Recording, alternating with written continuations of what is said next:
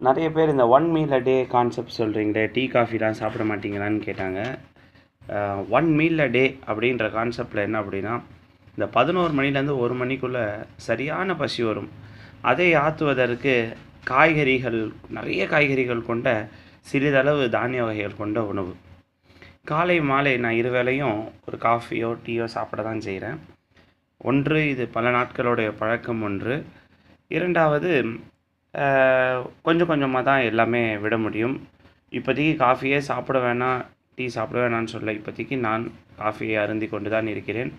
காலையில் நான் எடுத்துக்கொள்ளும் காஃபியோட அளவு தோராயமாக ஒரு 110லேருந்து 120 ml காஃபி இருக்கும்.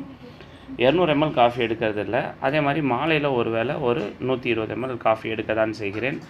பால் கலந்த, டிகாஷன் கலந்த, சாதாரண சர்க்கரை கலந்த, சர்க்கரை 1 ஸ்பூனு 1.5 ஸ்பூன் கலந்த காஃபி தான் எடுத்துக்கொள்கிறேன்.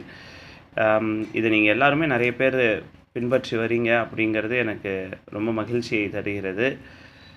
இந்த ஒன் மீல் அ டே கண்டிப்பாக மேட் அப்படின்னு சொல்லுவாங்க. மேட் ஒரு வேளை உணவு, பிரதானமான உணவு எடுத்துக்கொண்டு மற்ற வேளைகளை பழங்கள், காய்கறி சாலட், அது போல், அதாவது ஒரு வேளை சமைத்த உணவும் மற்ற 2 வேளை சமைக்காத நல்ல உணவுகள், காய்கறிகள், பழங்கள் போன்ற சாப்பாடு நம்ம எடுத்துக்கொண்டோம்னா இந்த சுகர், பிபி போன்ற நோய்களிலிருந்து நாம் விடைபெறலாம்.